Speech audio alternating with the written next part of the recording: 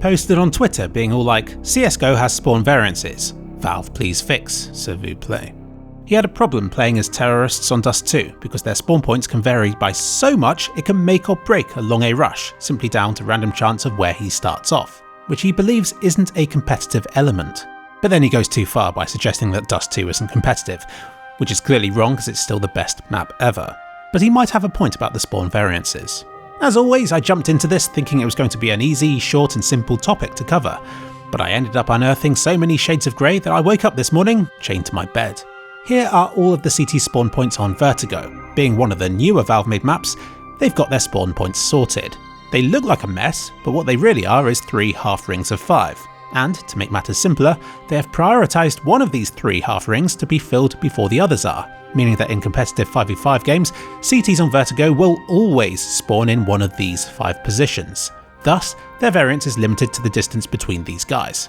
The maximum distance apart is 192 units, which can be covered in less than a second.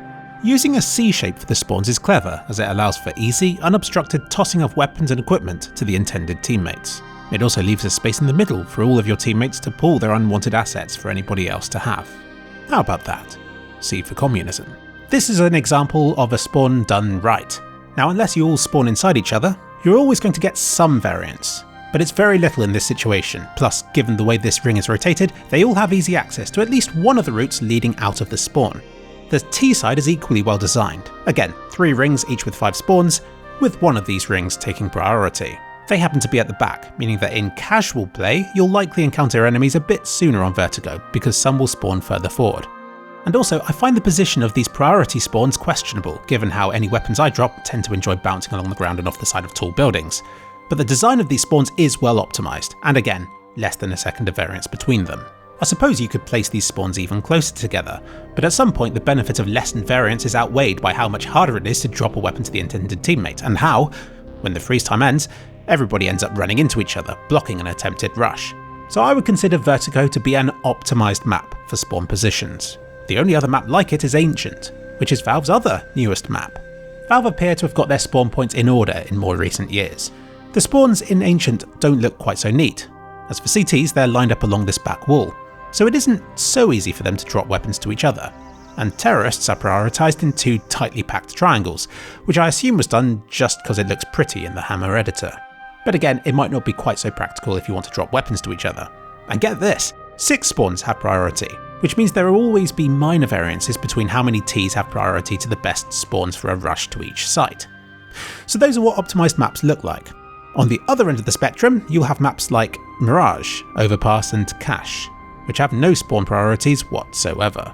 What you see is what you get with these maps, and so the variation between the best and worst spawns will be greater. But even in these instances, it doesn't mean that these maps will be bad. Overpass's T-spawns might be spread out, but given the shape of the area and how they all have to head in the same direction anyway, it doesn't matter nearly so much as with, say, Mirage's CT spawn, where some CTs spawn in excellent positions to hold middle, while others are stuck at the back and trying to find that rifle that they dropped for a teammate who then bought his own and didn't need it anymore. So I can strongly urge Valve, and indeed any non-Valve map makers like FMPone, to consider adding priority spawns to their creations in order to cut down on unnecessary variances between spawn locations. Nuke is a weird one for having 8 priority spawns per side. Train has 7 for CT and 6 for Terrorist, though I like T side of Train because the way these are set out makes for very little variance between the spawns. Every man has a chance to lead the charge. Or not, as is what tends to happen. Using my excellent Excel spreadsheet skills, I devised this colour-coded sheet of variations between spawn points. Assuming you've got your knife out, this is how far behind the best spawn you could potentially be. But there are a few asterisks to this claim that I'll need to explain. For a start, the figures on the left apply only to casual games, so anybody playing competitively needs instead to look to the figures on the right. Remember, these timing differences in general are made smaller than in casual games, thanks to the use of the priority spawn feature.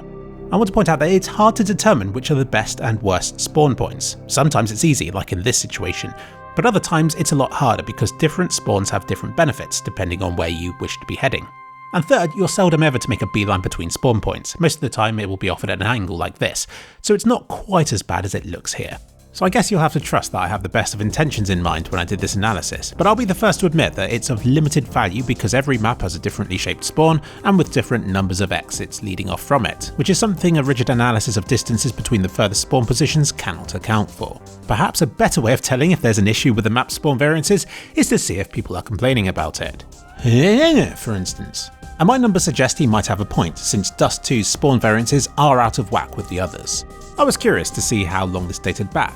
If we go back to the Counter-Strike Source version, which has its roots in like 2004, you can see that they're a lot more densely packed together. But the earliest version of Dust 2 for CSGO shows the same 3 rings of 5 spawns, which seems to have lasted through the 9 years and 1 major map remake that Dust 2 has received in that time. Judging by how Valve deals with newer maps, this spread out spawn system seems but a relic of an older era, and the time may have come for them to consider changing it. Which other maps have significant spawn variances? None come close to Dust 2's T side, but Inferno looks to have the next greatest spawn variance on its T side. And they're all trying to head through the same small opening, so the same spawn points are good or bad regardless of where you're trying to go in that round. In contrast to Mirage's T side, where the worse a spawn is for one site, the better it is for the other, which I think makes the spawn situation better than on Inferno, because at least there's always a perk to where you start off on this map. But the same can't be said for the CT side, and for those poor CTs who start way back here. If you rush window as often as I do on this map, then you will know how much of a difference these spawn points can make. And next up is Cash, which again doesn't use the priority feature, so the variance in this map could easily be reduced if he decided to use it. Having seen FMPone's spawn placement, it reminded me that it's never told to mappers how their spawns should be placed, nor how much variance there should be between them. Mappers don't even know how many spawns are needed. It's not like there's a rulebook anywhere. I think most mappers learn by looking at Valve-made maps, but as we've seen already, even Valve doesn't seem to know what to do with them. So spawn placements are dictated by the mapper's interpretation of what is best. At some point it might be cool to look through all of the officially featured community-made maps in CSGO's past, and to name and shame the weirdest spawn placements. I'll save that video idea for a rainy day. I'm trying to recall what my own thoughts are on this matter. I suppose I've always seen a bit of spawn variance on the T side as being a good thing to allow for surprise opportunistic rushes, and because the CTs have a more defensive role, I've not seen spawn variance as being such an important thing for them, since they should already be able to reach their bit of the map long before terrorists do. So it's only really with aggressive rushes, like Long A on Dust 2, or when it comes to timing grenades to interfere with those rushes, that spawn variances would matter, which is a meta I suppose can only come about a while after the map has been released.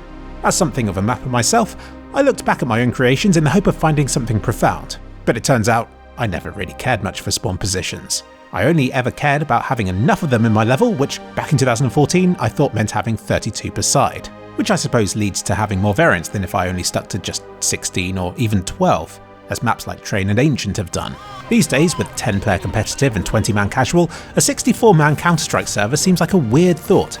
But back in Counter-Strike Source, large matches and custom game modes were far more popular, and it was worth adding enough spawn points to your own map in case it ever took off on the popular, and aptly named, T-side servers, or for a weird game mode somewhere. So that was my thinking behind having this many spawn points.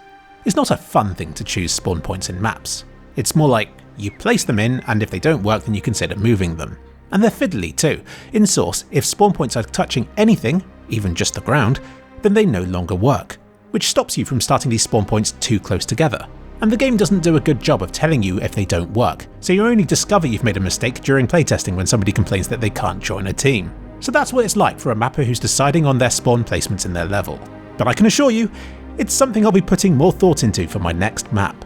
In conclusion, if spawn variations are such a bad thing, then every map should get priority spawn positions to minimise variance. Perhaps we should consider going further still by eliminating variation completely, by getting each player to select a spawn point danger zone style, which they then stick to for the entirety of that match half's duration. That's if spawn variance is bad. But what if it's a good thing? Argued that having good spawns for B ruins their long A rushes, but doesn't this mechanic also reward adaptive players and teams, who can make the most of what they're given? Is a last-minute revision to the upcoming round strategy not an element of skill unto itself? Isn't variance in the spawns part of what makes maps like Dust 2 maps like Dust 2? And on Inferno, sure, it sucks to get a back spawn as a terrorist, but equally, getting one at the front is exhilarating. And terrifying, because you know your team will expect you to be the first up banana. The only thing I'm sure about is that too much spawn variation can be a bad thing. As a hypothetical example, if terrorists on Dust 2 could spawn anywhere between T-spawn and B, then obviously that's too much variation. It's just a question of where you draw the line. And if Houngougone is complaining, then perhaps Dust 2 is the only map that has overstepped acceptable levels of spawn variance. It's certainly hard to drop weapons for teammates on that map right now, and I'm all for anything that can make this map even better than it already is. And doing this video has explained a long-term mystery to me. For years, I've always struggled to drop weapons and to not run into teammates on CT side of Inferno. But now I know why that is, having checked the priority spawns on that map. Whoever placed them like this is a troll. Valve, fix. S'il vous plaît.